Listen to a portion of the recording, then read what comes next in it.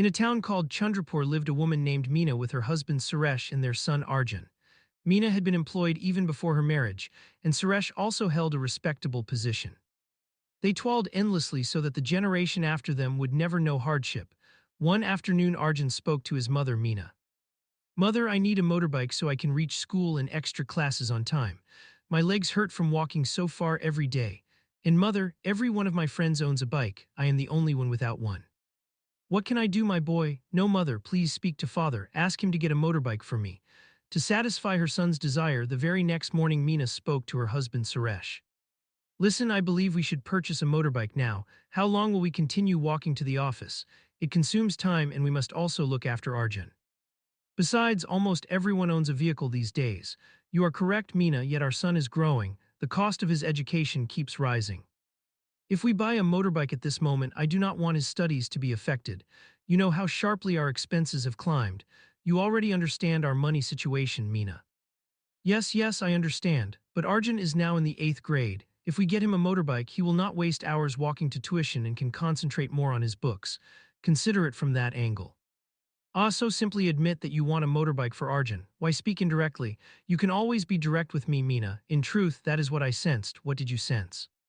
That I would refuse to buy a motorbike for my own son. Who else do we have in this world? Am I right, Meena? Everything we do is for him alone, is it not? Yes, you're completely right. After all, we have no one except Arjun. The very next day, Suresh and Meena together purchased a motorbike for Arjun. Seeing it, Arjun became overjoyed. Every day he rode it to school and to tuition and began studying with real seriousness. He wished to accomplish much in life. Watching him study, Suresh and Meena felt happy too.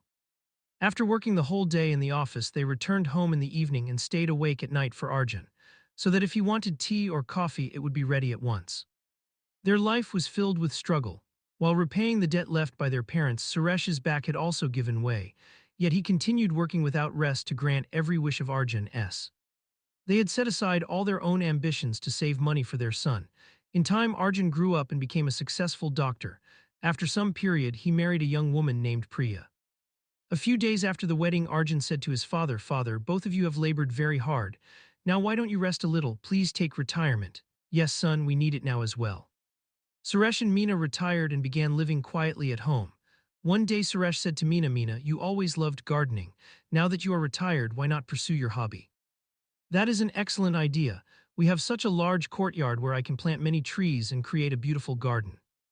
Every day Meena spent her hours in the courtyard watering plants, mixing manure and turning the soil. Within only a few days she had made a very lovely garden.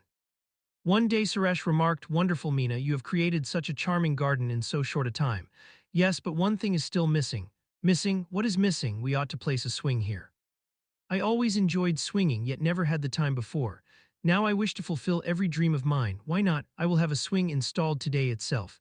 Suresh overheard the entire conversation. Arjun often took Meena out, showed her films, and visited restaurants with her. But on the remaining days, Meena stayed occupied in the garden. Therefore, Priya had to manage all the household chores alone. This made Priya very angry. She grew irritated. Yet Suresh and Meena paid no attention and continued their routine. One evening when Arjun returned home from the clinic, Priya said, "Listen, what is going on? You leave for work in the morning and I keep doing housework the entire day. Did you marry me only to turn me into an unpaid servant? Is this my place in the family? Am I speaking the truth?" "No, Priya, do not speak like that. You are my wife, your wife. What regard have you shown me as a wife? You never take me anywhere, never to the cinema, the mall, or even for a meal. I must perform all the housework by myself. So tell me, am I your wife or a free servant?" "But Priya, mother also remains at home. She must be assisting you. I am certain she helps you with the household tasks, your mother. She only enjoys working in the garden. The moment morning arrives, both of them go outside and spend the whole day among the plants. Is this suitable for their age? They should at least act according to their years. Both of them are behaving strangely. You need to speak with them." "What nonsense are you saying, Priya? I have known them since childhood. They are very simple people. They would never act this way. What did you know about them? People are talking about them. College students laugh at them, saying they have become youthful again in old age. They sit on the swing the entire day. They do not even consider what others will say about them or what people will think of us. All day they stay together like a young pair. They need to be careful about such matters. But listen, I want to state one thing clearly. Either I will remain in this house or they will. The choice is yours." Hearing this, Arjun became angry. Suresh, who was seated outside, heard everything yet pretended he knew nothing. Seeing his father reading the newspaper, Arjun said, "Father, father." Then Arjun spoke sharply, "Father, what is all this? You wander outside the whole day and sit in the garden on the swing. Does this befit your age? Tell me, what are you saying, son?" "Yes, mother, I should be asking you that. Do you not even realize your age and your conduct? Both of you need to be careful about it." "What do you mean by that, Arjun?" "Father, this is not proper. Now your daughter-in-law also lives here. People are speaking about you. Please understand, be careful about all this."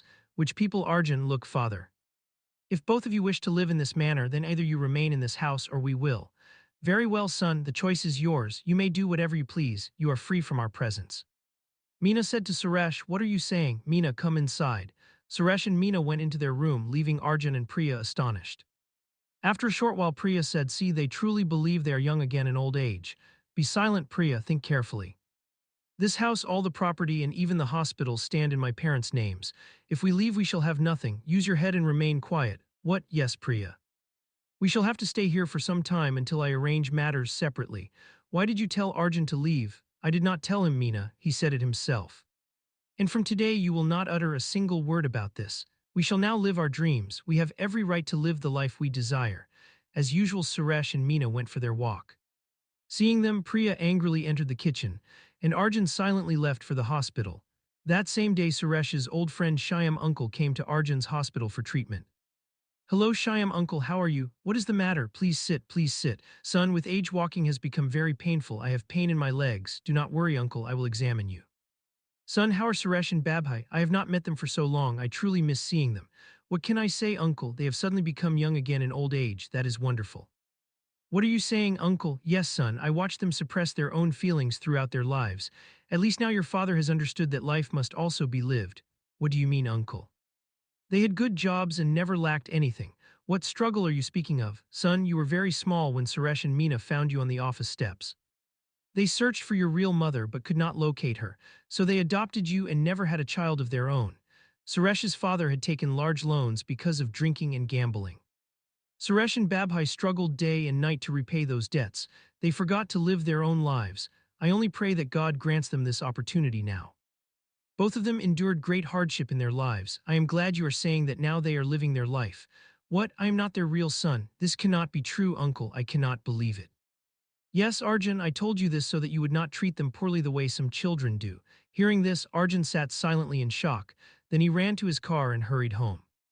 He asked his driver to take him home at once. Reaching home, he saw Suresh and Meena sitting sadly on the swing in the garden. Arjun ran to them, fell at their feet, and wept. "Mother, father, please forgive me. I am so unfortunate that I could not recognize your love. I hurt you. Today Shyam uncle told me everything. You gave up having your own child for an orphan like me. And still I failed to understand your sacrifice.